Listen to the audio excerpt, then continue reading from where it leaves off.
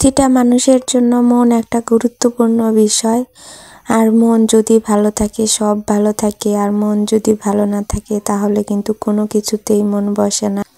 তাই মনটাকে ফ্রেশ করার জন্য মাঝে মাঝে একটু কোথাও না কোথাও একটু ঘুরে আসলে ভালো লাগে। তো আমরা প্রতি বছরই প্রায় এরকম একটা ফ্যামিলি ট্যুরে যাই।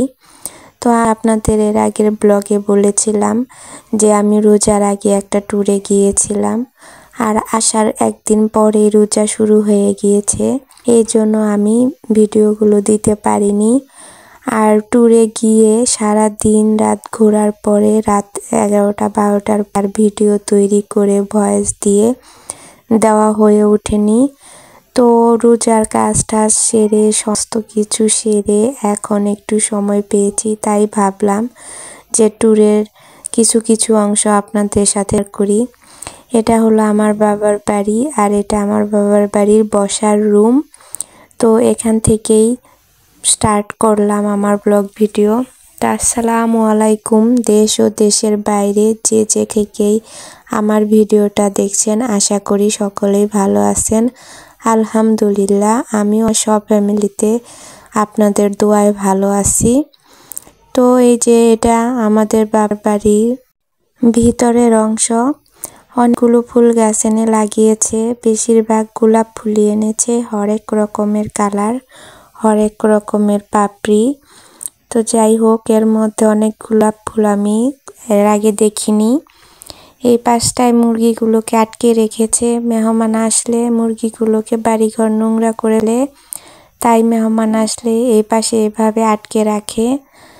আর যেহেতু অনেক মেহমান, আমার মা আবার রান্না বান্না সকাল থেকে, তাই বাড়িঘর তেমন গুছিয়ে উঠতে পারেনি। আমাদের বাড়িতে প্রায় এখন 25 জন লোকের তো আছে। সব খাওয়া দাওয়া করে পরে আমরা বিকেল 4টা-4:30টার দিকে রওনা দেব। এই গোলাপ ফুল গাছটা আমার অনেক ভালো লেগেছে। একটা গোলাপ ফুলের মধ্যে অনেকগুলো কালার। আর এই যে সামনে এই অংশটাতে রান্না করে, আর এখানে কবুতর থাকে, কিছু কবুতর পালে। বসার ঘরের পেছনে আপনারা যে পুকুরটা দেখেছেন সেটা অনেক বড় পুকুর, আর ওই পুকুর মাছগুলো অনেক সুস্বাদু। আর এদিকে এই রুমটাতে, এটা আমার ভাইয়ের রুম, এই রুমটাতে দেখেন খাবার আয়োজন চলছে। তো কিছু কিছু করে বসে খেয়ে নিচ্ছে, কারণ আমরা বের হব, খাওয়া দাওয়া করে রেডি হয়ে বের হব। তো আমরা বসে পড়তেছি খাওয়ার জন্য। এখানে আমাদের খাওয়ার জন্য আয়োজন হয়েছে পাবদা মাছ ভুনা, তিসি ভর্তা, ডাউল, গরুর মাংস, শুটকি মাছ। অনেক কিছু করতে চেয়েছিল, আমরাই না করেছি যে এত ভারী খাবার খেয়ে আর এত খাবার খেয়ে আমরা বের হতে পারবো না। এতজনের আয়োজন, তোমার এত কষ্ট করে আর কিছু করতে হবে না, এগুলো দিয়ে আমরা খেয়ে রওনা দেব। আলহামদুলিল্লাহ আমরা সবাই রেডি হয়ে নিচ্ছি। এই দেখেন এই রুমটাতে শুধু সবার ব্যাগ আর ব্যাগ ভর্তি। সবাই এই রুমটাতে সবার লাগেজ, যার যার মতো ব্যাগ, যার যা প্রয়োজন সব রেখেছে।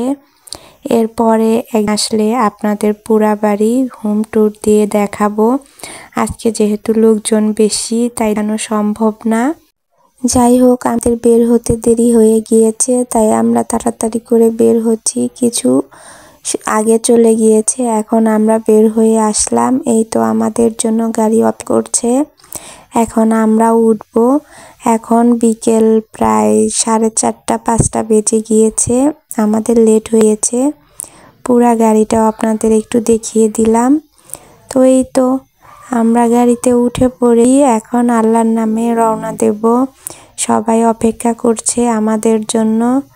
এই তো আমাদের গাড়ি দিয়েছে, এখন সবাই একটু মজা করছে। যেহেতু ফ্যামিলি ট্যুর, সবাই আমরা আমাদের আত্মীয়, আমার খালা, আমার আম্মুর চাচাতো বোনেরা, আমার ভাই, মামাতো বোন, খালাতো বোন, এগুলাই আমরা নিজেদের মধ্যেই এভাবে ফ্যামিলি ট্যুর করি।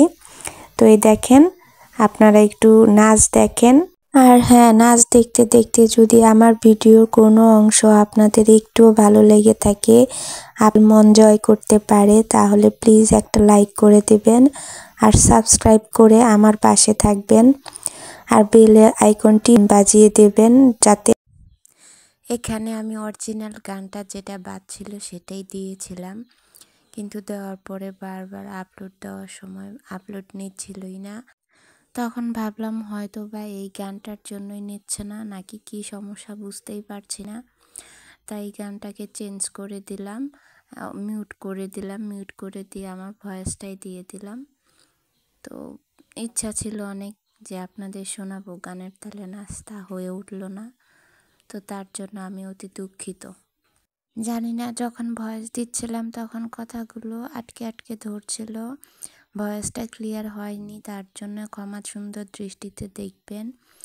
তবে আমার এই মামাতো ভাইয়ের পাগলা নাচে আমরা এনজয় করেছি এবং অনেক মজা করেছি। আর এই যে খুদে সদস্য, এও কিন্তু অনেক ভালো নাচছে, কিন্তু সামনে থেকে আমি দেখাতে পাচ্ছি না, কারণ বাসটা এখন রানিং, আমি সামনে যেতে পারি না। তারপরেও দেখেন আমার খালাতো বোনটা রানিং বাসের মধ্যে না ধরে কত সুন্দরভাবে ব্যালেন্স করে নাচছে।